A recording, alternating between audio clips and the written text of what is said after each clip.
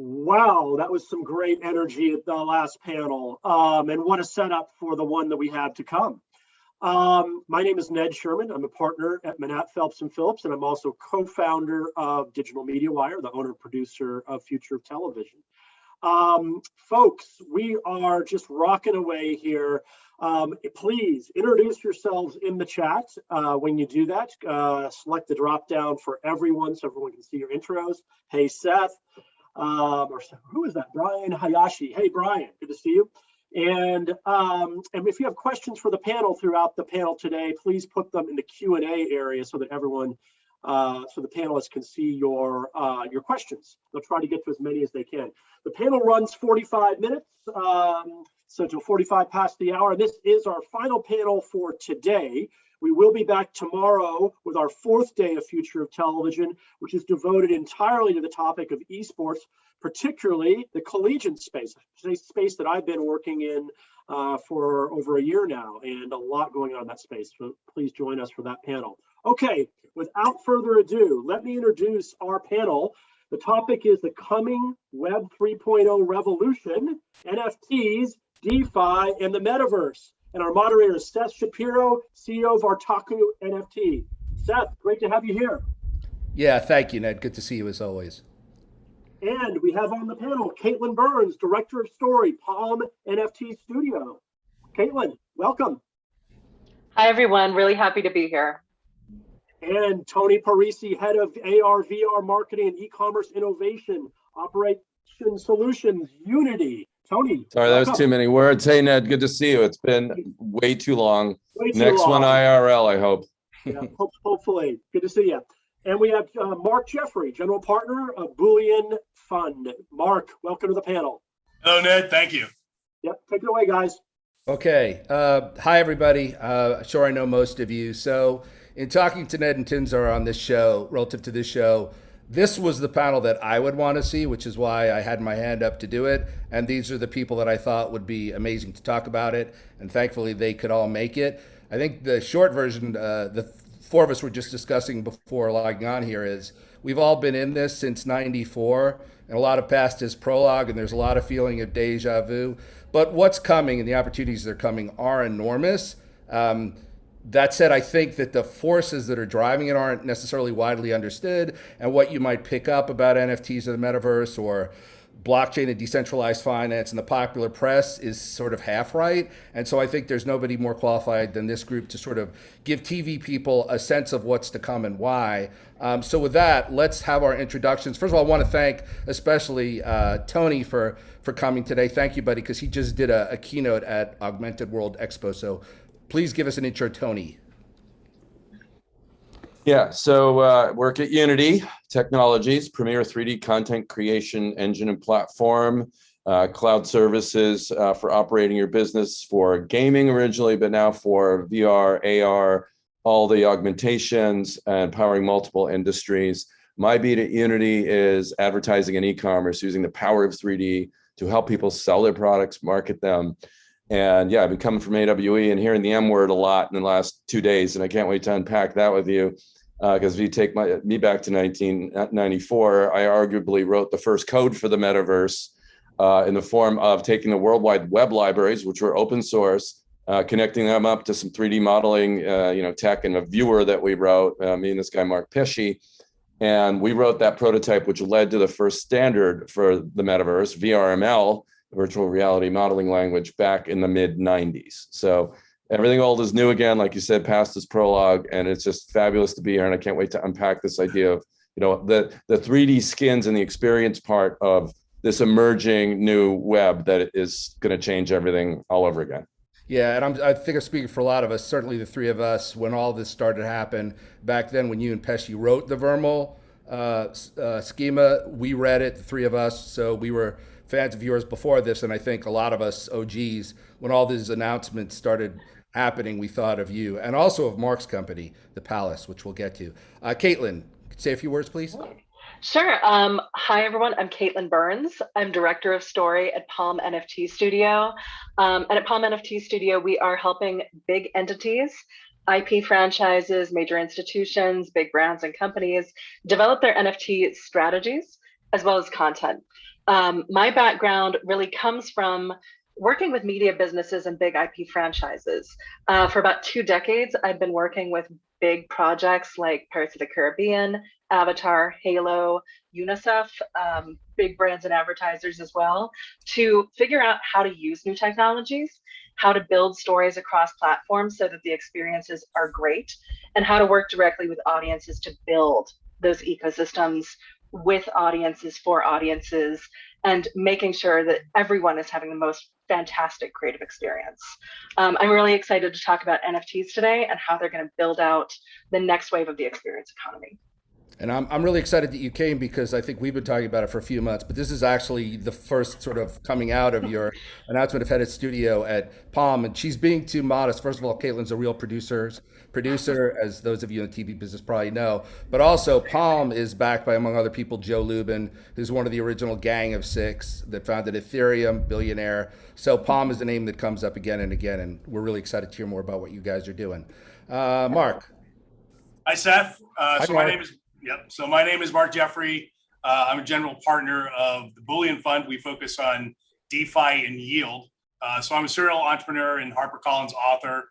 I participated in the Ethereum ICO and the Wi-Fi mint rush. So going back, that's old school in DeFi, right? Like back to 2014 for Ethereum, obviously, but also just a summer and a half ago for the Wi-Fi.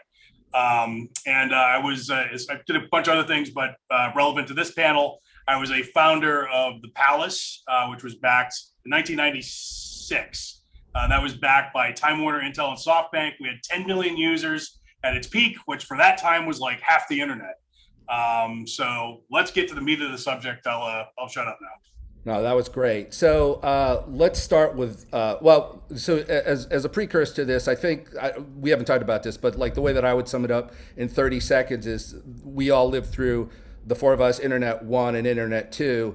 And in a sense, we were all out there among those people saying, this is going to change everything. And a lot of people didn't agree. And some other people believed it, but didn't necessarily behave in the most prudent ways and got their faces ripped off financially. But inevitably, obviously, a lot of things got digitized and a lot of industries got changed beyond description by the internet. The things that haven't been digitized, and we'll talk a little bit more if we have time, is financials, the financial sector, money, and experience. And I guess if I had to say one thing as a precursor for this panel, strap in, because that's what's about to happen. It's happening already. I think the one that people in entertainment understand least of all is decentralized finance. Mark is able to explain it better than anybody I know. He's been a Sherpa of a lot of us that spent a lot of time and have been very successful in the area. So Mark, why don't you kind of talk about blockchain from the perspective of the financial world and what DeFi is all about?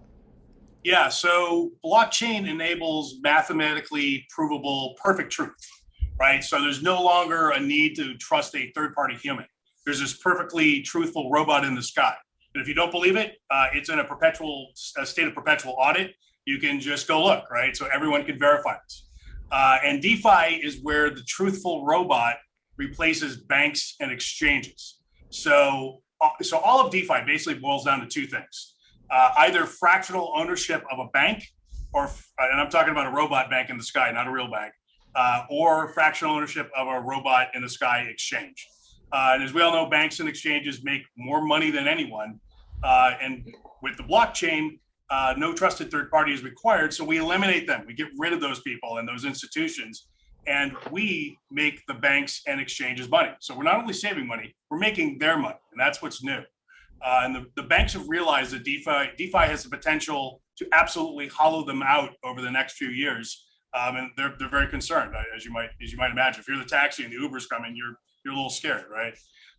Also, because money is now tokenized, there are new efficiencies that are possible for the very first time. So sort of like the Industrial Revolution, all this new stuff opened up. That same effect is happening to money for the very first time in history. So I'll just go through real quick the two things, lending and exchanges. So lending, there's a robot bank in the sky. All are welcome worldwide to participate. You can supply liquidity to lend or borrow yourself. And loans in this world are always double collateralized, which is very much unlike traditional banking world, where banks only have to have 10% of reserves on hand to make a loan, right? So these crypto banks In order to take out a loan, you have to, if you want to take out 50 Ethereum, you have to provide 100 Ethereum worth of collateral. So the lenders are always very safe. So you can make something like 5% APR lending. The loans are generally around 7 to 12%, but there are some things that are even as low as 1%. So it can be incredibly efficient in that respect also. There's no real risk other than smart contract risk. People are borrowing for houses, but also leveraging for trading. And in the near future, you're going to be able to stake your NFT as collateral and borrow against that. Okay, exchanges. So since exchanges are now truthful robots in the sky, they're not corporations, they're not people, they own nothing. So they need, and they don't even own liquidity to operate their own exchange. So they need liquidity. They need a big pile of coins so that when you come along and you want to trade X for Y, I've got a big pile of Y and I can say, here you go. And then I can replenish that Y somewhere down the road. That's liquidity. So the robot banks ask us for the liquidity and we provide it. Now, why would we do that? Because we make transaction fees on every trade, which effectively makes us a fractional owner of the exchange. We're like a mini CZ of mini Binance, right? So, and we're the house. And when you're the house, you win whether the prices rise or fall. So there's no real limit to the fees you can make. It can be extremely lucrative depending on the velocity of the transactions. And I'll give you some specific numbers. So one of my little money machines for Boolean, I stake 200K of Axie and Ethereum. You have to supply each coin in equal amounts as liquidity. On Uniswap version 3, that 200K was making me 15K per month. And I just pulled it out of there, and I'm now using a protocol called Popsicle to optimize my liquidity across multiple chains and exchanges. And that same 200K is now making me 40K a month. So so there's a lot of things that make that possible. The last point I want to make is composability. So in this tokenized DeFi world, all of these protocols can be stacked and interlinked and interwoven and stacked on top of one another. They're like Lego bricks. And so, your LP tokens in a liquidity providing tokens for an exchange or Popsicle can be farmed for greater rewards. So basically, it's like your money is in two places at once, and you can sort of stack these things. It's sort of like Inception, right? Several layers deep. And again, this is an example of one of the new efficiencies that's possible only with DeFi. So, and I'm aware that a lot of this stuff that you're hearing for the first time, it sounds like, well, I took 5 fizz bins and I put it into a color wheel and that gave me 700 kittens. So I just bear with that. It's all very real financial stuff.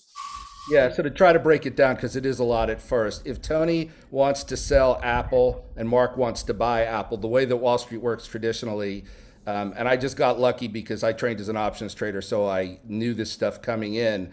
But that's why this is so transformational. Wall Street has a market making function. So if Tony wants to sell Apple and Mark wants to buy it, there's somebody in between that's setting the price. They're looking at the bid and the ask, and they're making margin, right, on all of those transactions. What happens in decentralized finance, because there's no central Wall Street person, is it's all done by robots. So the liquidity, in other words, the extra US dollars and the extra Apple stock that has to go to Tony and Mark, that comes from people like us. We put up the money. We are effectively the house, the bank. And in return, you can make, instead of less than 1% that you'll get if you put your money in, Chase JP Morgan, you can make 100%. What Mark was describing, I mean, if he's making, 15% or, some staggering amount a month, this is going on again and again, and it's still complicated. It's sort of like going back, right, to the BBS era of the internet, where the shit was complicated and people like us were on it and our friends were like, you're an idiot. No one's ever going to use that. And we were like, yeah, there'll be a graphical user interface, then everybody you use it. And then how do I use my MetaMask wallet? I still can't deal with it, It's a huge pain in the ass. Pain in the ass. Yeah. It is a huge pain in the ass.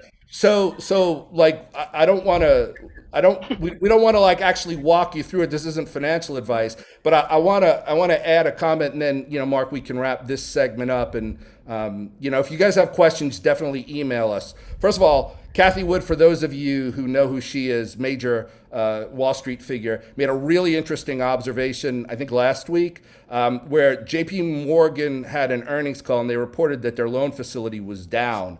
And Cathie Wood hypothesized, and I'm sure she's right, that the banks and the world financial system and billionaires and private wealth and sovereign wealth, they're already getting hip to how much money is being made in this blockchain stuff. So they're moving their money out of banks. That's why Bitcoin will break 100K. That's why Ethereum is going through the roof. This stuff that you're seeing out in the popular press about, oh, Bitcoin's rising, it's not the story they're telling you. What's really happening now is the entire wealthy world is going, yeah, we can make a lot more money here. And so the banks are already starting to feel it. That's why there will be regulated versions of what they're called stable coins, but they'll basically be digital dollars. And once there are digital dollars, you'll be able to borrow against those. So you've all probably seen places like BlockFi or Abra that are offering to pay you 5% or 10% on your money. It's true. It works. So you can kind of put your money in a bank and make less than 1%, or maybe you can make 8% just for moving your money into digital form. So this is a big deal, and this is a big part of why NFTs matter. I think without this, even though we built an NFT platform, super bullish on it, but it's the fact that you have this entire financial system underneath it. That's why it's such a transformational thing. What else, Mark? Yeah, I mean that's like the bulk of it. I mean, I was going to say, the least risky thing you can do is make yield off of stable coins, because stable coins don't go up and down in value, so there's no chance of liquidation, right?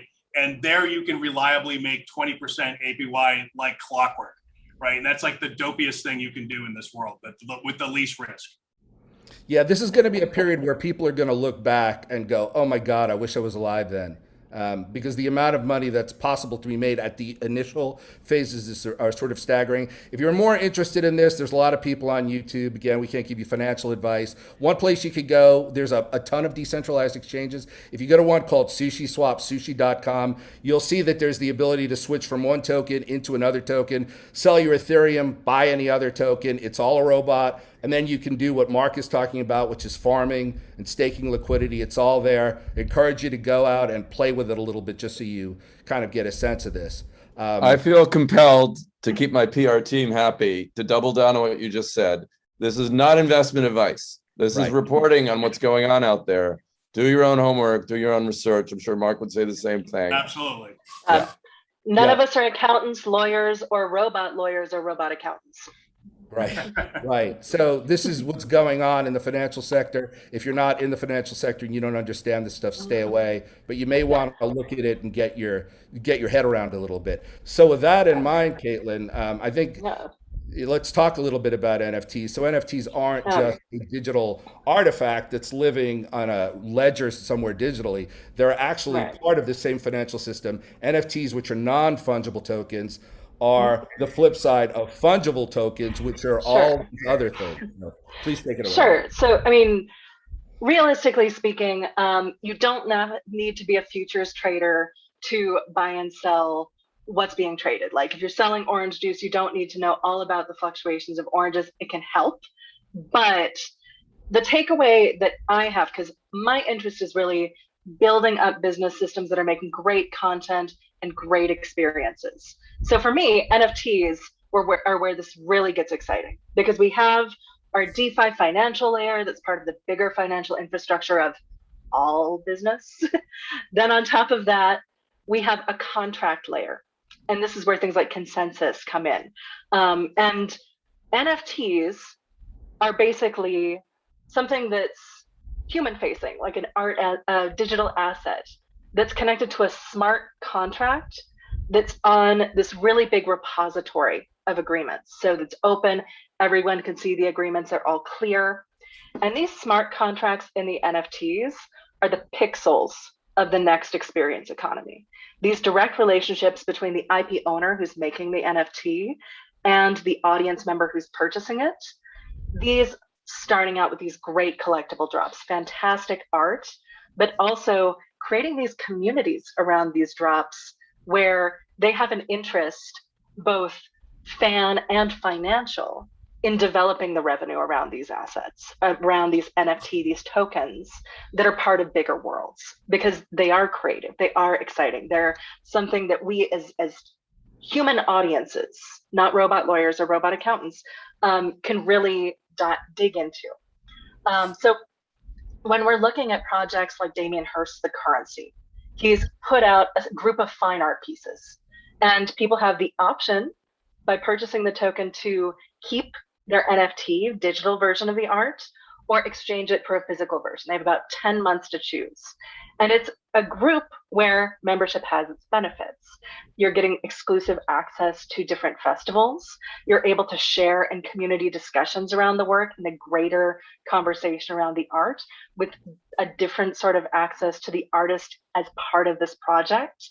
And it's bigger than just a collectible asset. The same way when we think about really big projects where you're working with a really big IP franchise and story world, pieces that you collect now are going to grow and change over time. They're going to change in value after their initial release, but they can also start interacting with one another. They can become part of bigger promotional moments, proof of attendance at events, achievements that you develop, games where you're developing your NFTs, tools and utility and overall value. So your audience is participating with you in the development of the world, of the revenue of that world, the value of the total pieces in that ecosystem. And NFTs are more than just these collectibles. You know, we're talking a lot about collections like consumer products, but NFTs are really part of the broader ecosystem of media companies, of businesses.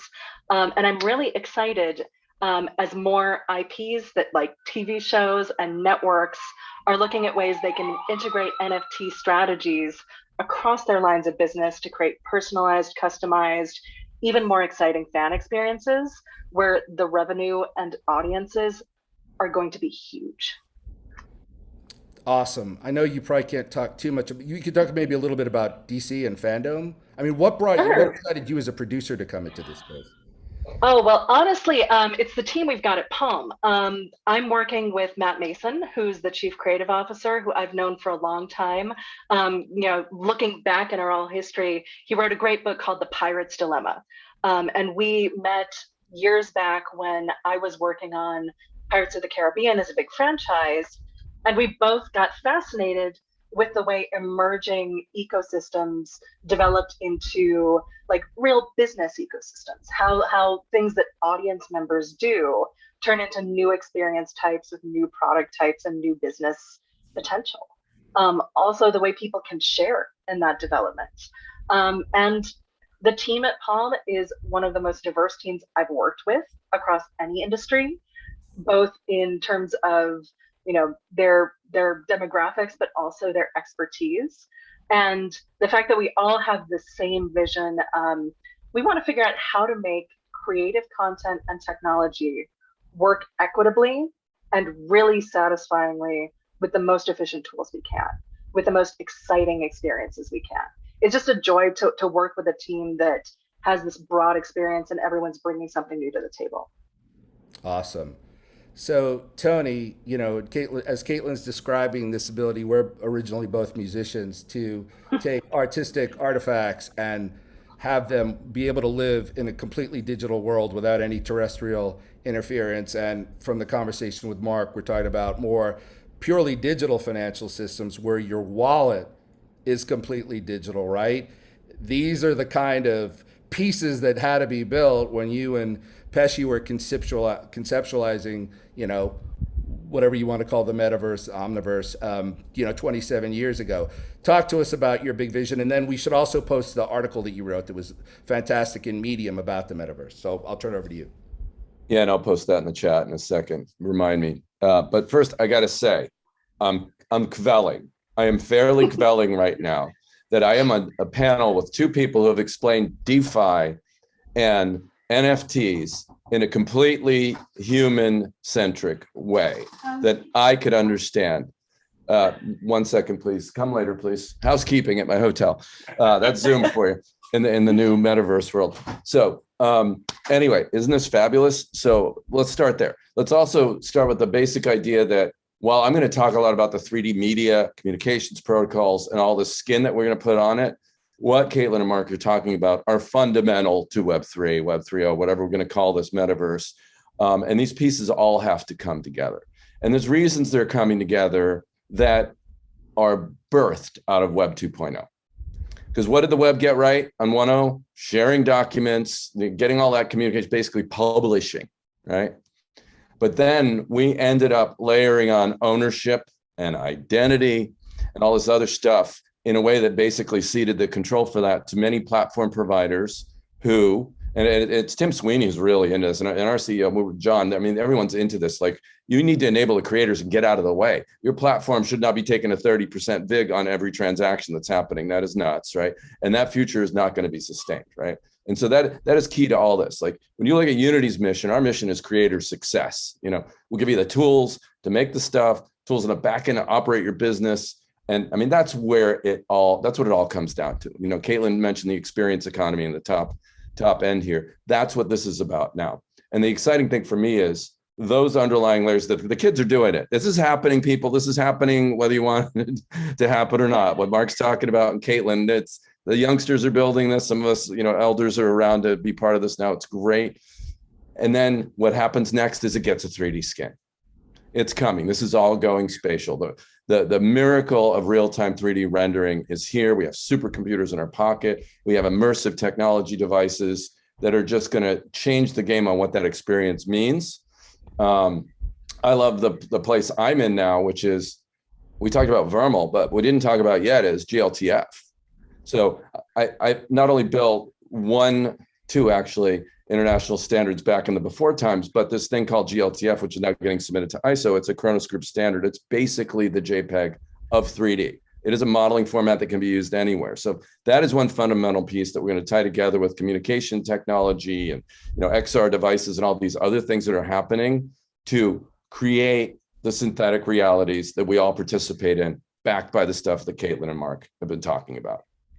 And it's just going to be a game changer. And I think we needed 30 years to Metaverse. I think, you know, I mean, we thought it was 5 years away back then. Tech-wise, but you get the rendering, we get some of the rendering going and all that, but these other pieces were not in play. And they would just, it's a different world 30 years later. Yeah, so start putting your questions, everybody, in the chat, and we'll start banging them out. But what I wanted to really throw out, this is what the fun part for me is, like for all three of you, as you start to have these pieces living together, what's going to pop up that people aren't even talking about? And I'll throw that open to any of you. Yeah, actually, so when we were working on the Palace in the 90s, right? Huge phenomenon, 10 million users. We could not monetize it to save our lives. I mean, I've been over it a million times, as you might expect. There was no way to do it. And however, there was this beat. Well, I should first explain what the Palace was. Palace was 2D, not 3D. So it was like being in a shared comic. And this was good and bad. I mean, when you spoke, you had balloons that came out of your avatar. It was simplified in the sense that anyone could create an avatar. It was just a GIF or a JPEG, and anyone could create a room because, again, it's just background art, right? So that made things, you know, just a lot simpler. And you didn't have to know how to do 3D modeling in order to participate in this world. And that created a lot of economies of people making avatars and things for each other. And people would play their avatars like instruments. And that was a big part of the phenomenon. And the other thing that people could do was there were scripts built into the environment. So people could do little spells or parlor tricks. Like, for example, if you said something I didn't like, I could throw a lightning bolt at you, like the emperor, just for a second. Or I could cast a spell to make it snow in the room. Or I could make it earthquake, or I could make it so that when anyone spoke, it was Pig Latin for like a minute, right? So those things could be NFTs, those powers. There are also sounds that people would play, like applause or booing or laughter or sad trombone. Those are also NFTs, right? These parlor tricks. Nobody has done that stuff yet. So I think that and more will start emerging. And of course, the avatars are NFTs, but also the ability to be an admin in the Palace. That was a big deal, right? Because people could run their own Palace servers, so people would make other people admins for when they were not there. And that was actually that had huge social cachet. That was like the blue check, right, of the Palace world, having like, I'm admin. And so, admin powers are now NFTable, right? And they were sort of dramatic. So when someone was being obnoxious, you could pin them, and that would not only mute them, but it would take off their avatar and wrap a chain around their base avatar and pin them in the corner of the screen, right? So it was very comic-y like that, right? So And I don't think anyone has nailed that. I think everyone who was around in those days isn't in this metaverse space yet, I guess, except for me and like, Parisi knows about it, but there's not very many people who remember it. So I think that stuff is coming. One of the big things I'm seeing, and in the next 12 and 24 months, you're going to see a lot more of utilities around collectibles changing, because we've got collectibles in market, they've got smart contracts.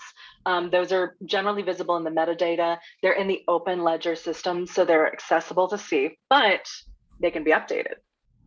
So if you have a collectible, you can do new things with it. You can integrate it into different systems. A lot of the spread of NFTs into ecosystems for media businesses are going to be cross-platform. And you're not going to have to know how the technology operates to enjoy it. I always go back to sort of the killer app for AR with Snapchat filters. It's building on 60 years of animation and video development and digital mapping, and we're all using it with hundreds of millions of other people simultaneously to rainbow barf in real time. Like, it's astonishing, but you don't know how those technology systems work to enjoy it. What's going to happen is you're going to start seeing these things being built into ticketing systems, reward systems, and then suddenly you'll walk into a theme park and there'll be a customization that works for you. And there'll be opt-ins and privacies around these, of course, but the layers of personalization and authorities are going to be really exciting. For me, a project idea I've been chasing forever is how do we share authorship? And we're already seeing case studies in NFT spaces where people are building writers' rooms, where those smart contracts mean they're sharing the authorship of the IP.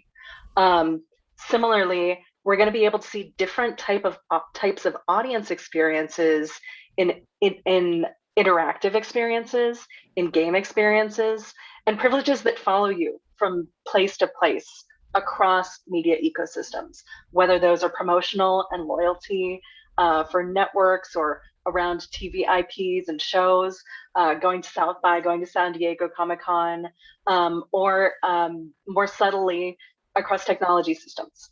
A lot of it is because you can make a direct agreement, because you can add privileges, because you can manage those in a more direct way, we're able to play together between companies and IP and audiences in clearer ways. Awesome. Phil Lelyville, just let me know if that answered your question. I think it did. I'm thinking as you're talking, Caitlin, in 2008, I did a project for Universal around BD Live, which was a part of the Blu-ray standard. And the cool project, this is like 2008, the cool thing that was happening at the time, you may have seen this, Parisi, Neil Young did actually the only thing that blew my head off at the time in that format. He basically did a retrospective of his work. And the reason he did it that way is he wanted people to be able to buy a Blu-ray, but then he wanted to be able to add stuff over time. So as he went through his archives, he wanted his fans to be able to buy this one thing that he would continue to publish assets to. And in that format, there was a partitional hard drive that you could do it to. I remember when the idea of non-fungible tokens first, started showing up around 16 in the blockchain world. I remember flashing back and thinking, oh, these things can grow over time. They can change over time. Super cool. Super cool. And the implications for an artist here are actually pretty exciting because you still own the IP. You've sold a portion of it according to the terms that you defined. You have the ability to alter those terms, but also the purchase of that smart contract and NFT is static. So the non-negotiables you define are still there, which means you can create comfortable legal precedent for your ownership, comfortable permissions that can be revoked if people are bad actors. But the ability to add to it also creates a privilege, again, for membership. Being part of that IP system comes with advantages. So there's a lot of talk about, well, you can just copy it because it's a digital asset, but you can't copy that relationship. You are building a relationship over time that's going to grow. And that's the really exciting part of it. Yeah, super cool. Brian is asking, what does the authentication process of the future look like for anyone?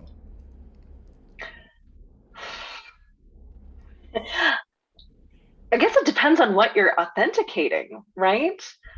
There are some experiences that will read what's in your wallet and it'll tell you what permissions you have based on that.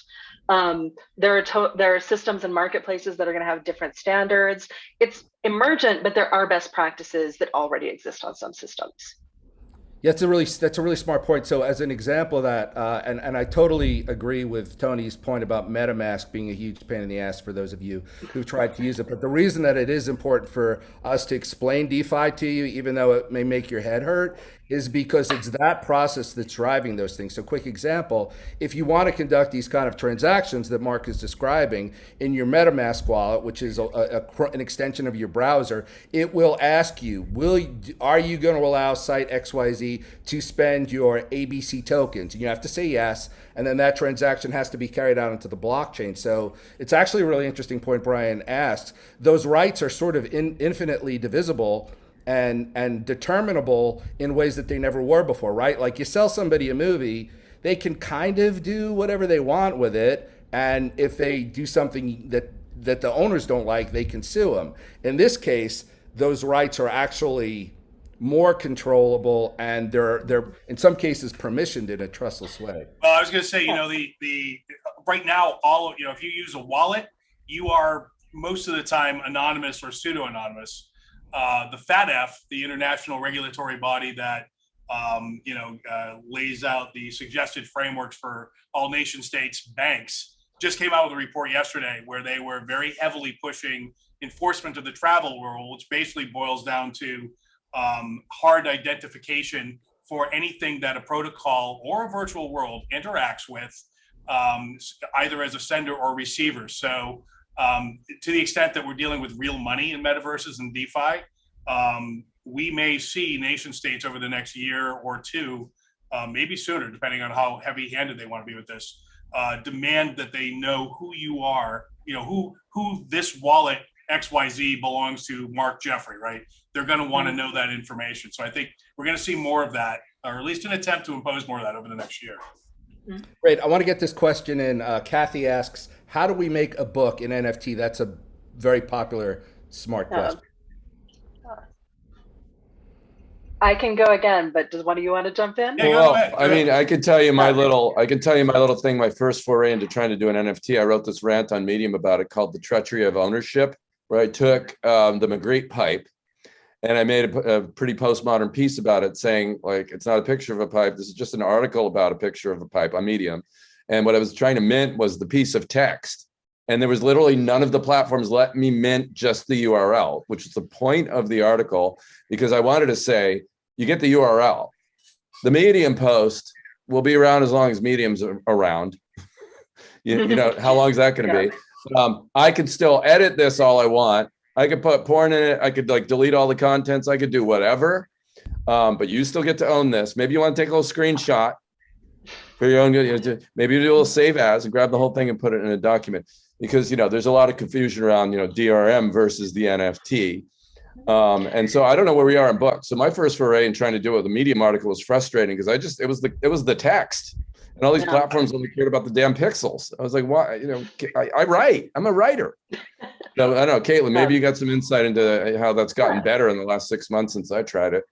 I mean, what I'll say is that there's a really open space in the ecosystem for NFT apps. And when I think about how do I make a book an NFT, I have to ask a bunch of different questions. Am I looking to distribute a book-shaped digital object? So what does a bookstore that's NFT based look like? There aren't any I know of. Please throw them in the chat if you know them, but that would have permissions where the author has different control.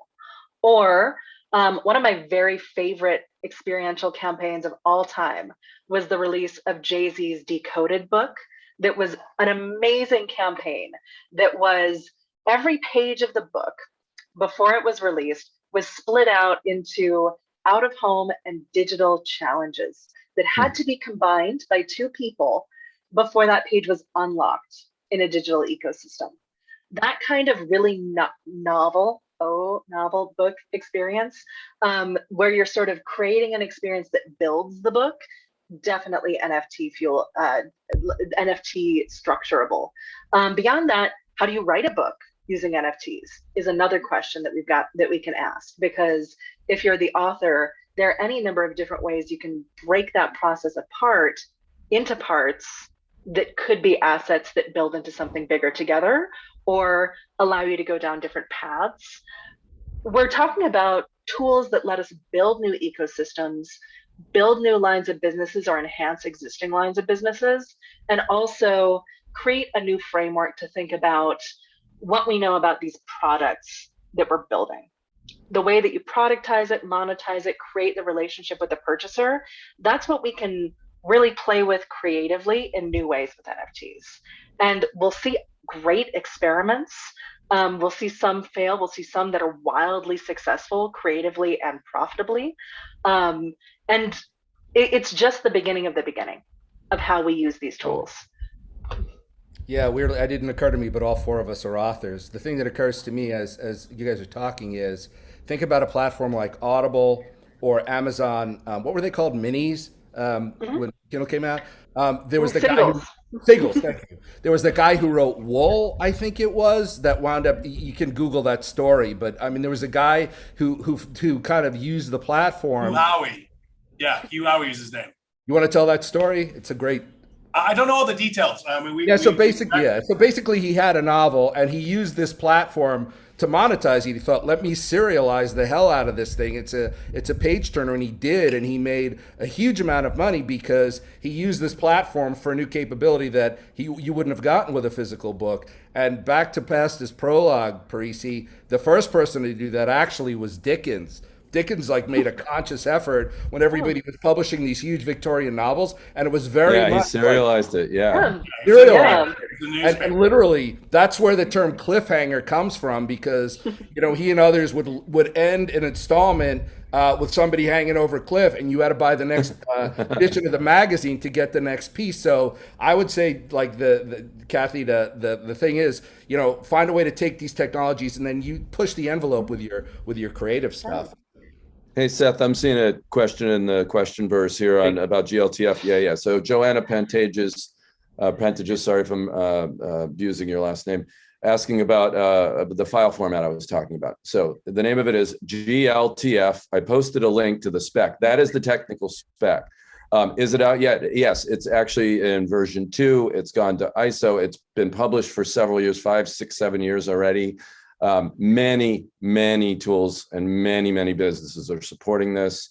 It's basically, if you can think about it, it's the scene graph. It's the scene format. It's the full description of a 3D scene, objects, animations, texture maps, materials. It's all in there. It's the interactive bits you code in JavaScript or in your mobile app or whatever. But it is kind of a universal format for delivering all the scene content. It's been widely adopted. I mean, Oculus actually helped it kick it into high gear. They started bringing, John Carmack, I stage rushed him one day at some talk he was doing about needing a file format. And I said, oh, we got that already. Facebook came to us a couple months later and they started including it in their Oculus offerings around, objects that you could put in your Oculus Home and all this stuff in your little, personal space.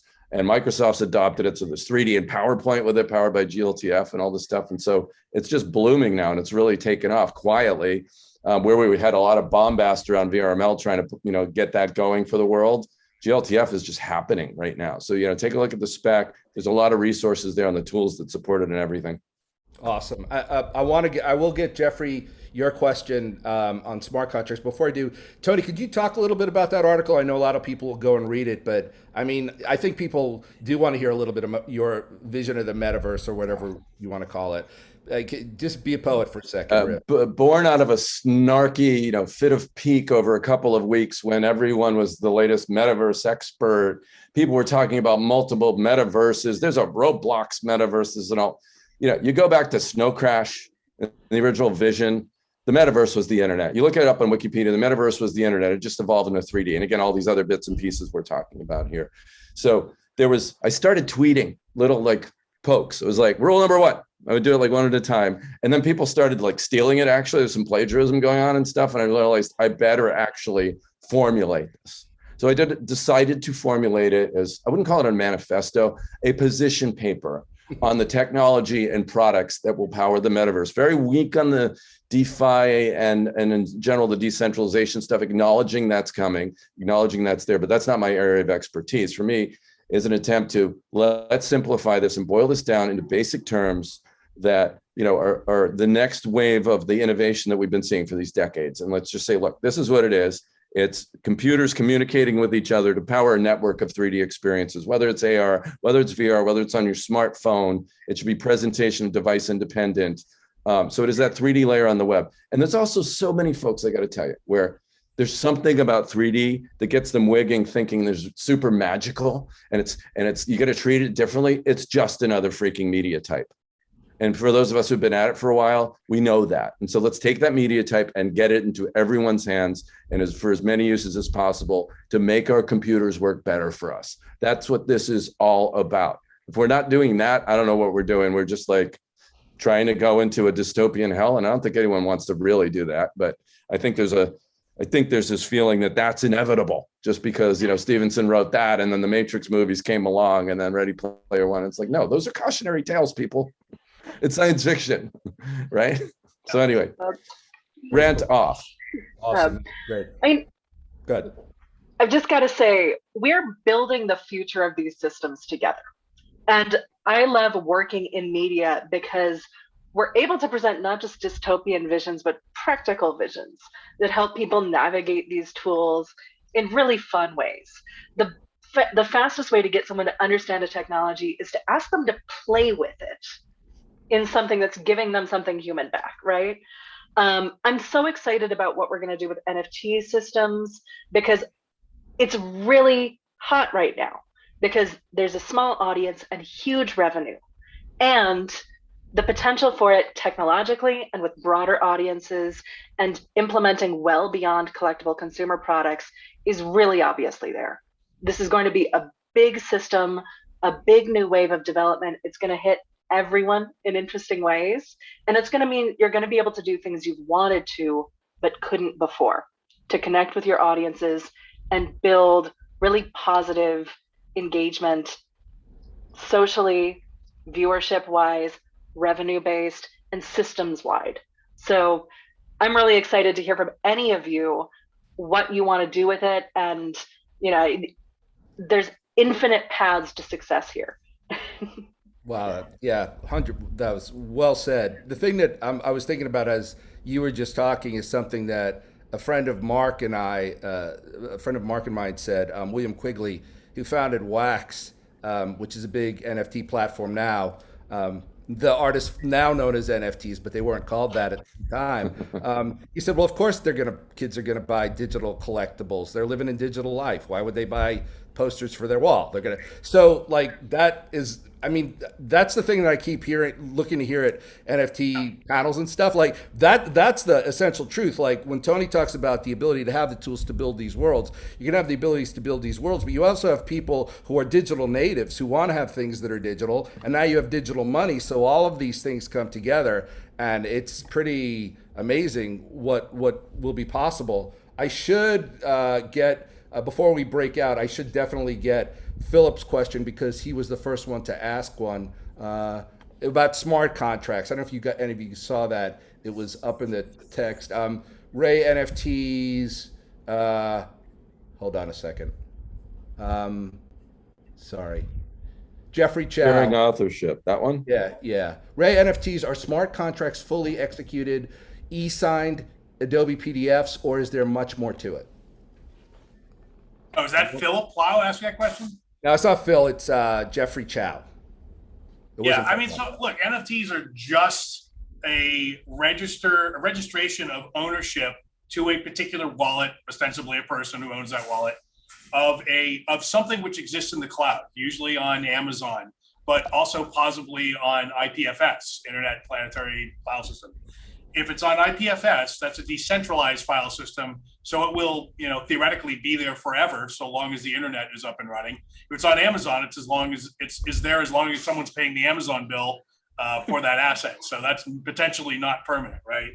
But what that asset is, it can be absolutely anything. It could be a digitally signed Adobe file. It could be just a JPEG, which is, a lot of people are saying, this is dumb. People are buying JPEGs. That's stupid, right? So that's why it is just a JPEG. But to Seth's point earlier, the young folks, they grew up with video games. They grew up with mobile phones, digital, like iPhones and stuff.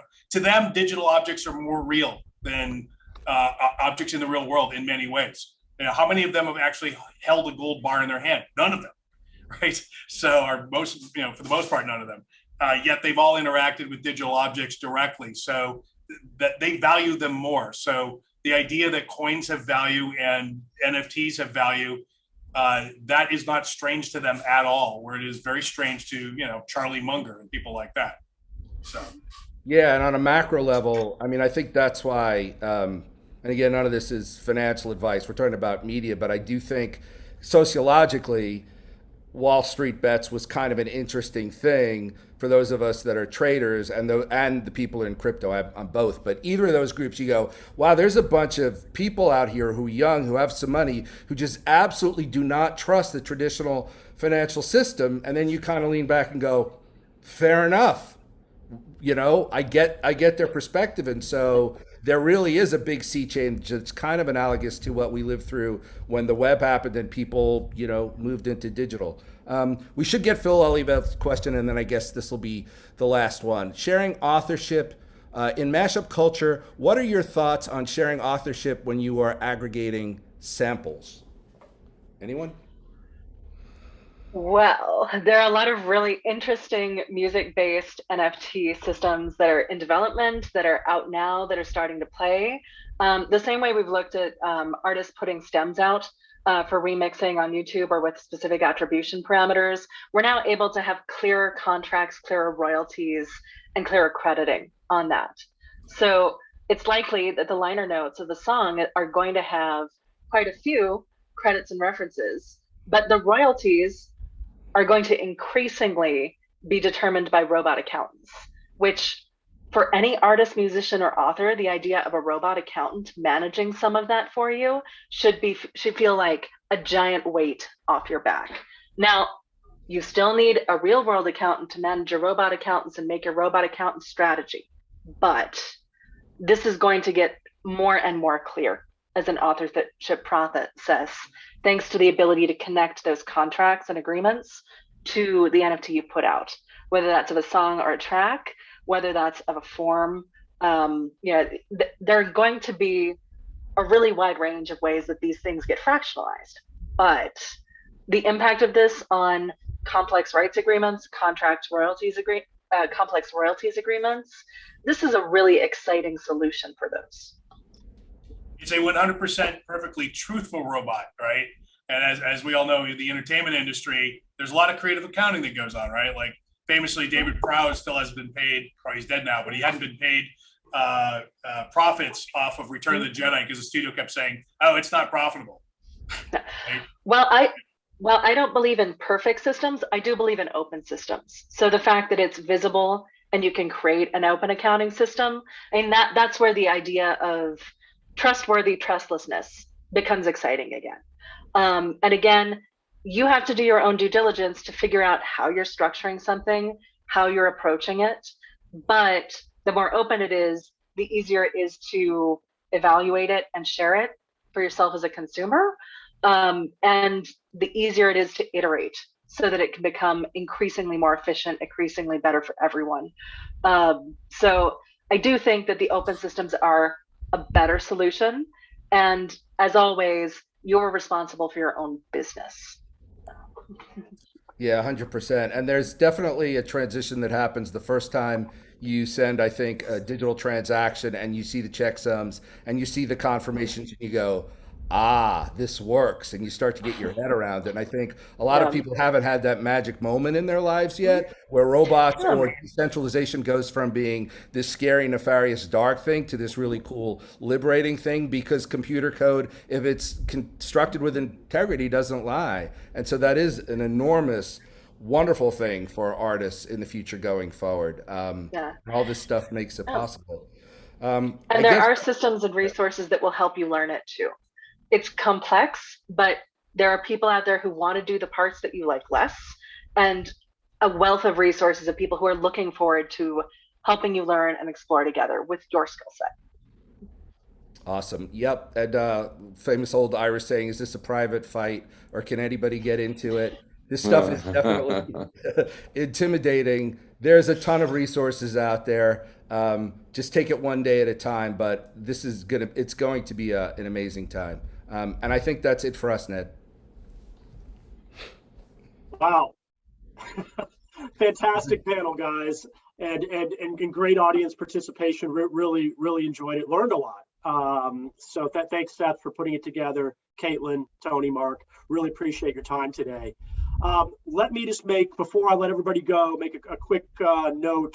Tomorrow is our last day of Future of Television. I programmed tomorrow's event, and it's on the future of college esports. It's a space that I spend a lot of my time in, and we're going to break down what's going on in the space. It's a super exciting area that is just starting to grow and take off. So if you join us tomorrow, we'll talk about every element from production to broadcasting to NFTs to talent deals to how athletic departments are looking at it. So hope to see you tomorrow. It starts a little bit early tomorrow. It's 9:30 Pacific instead of 10 Pacific. So hope to see you there. Have a great day, everybody. Thanks again, panel. Thanks, everyone. Thank you. Thank you.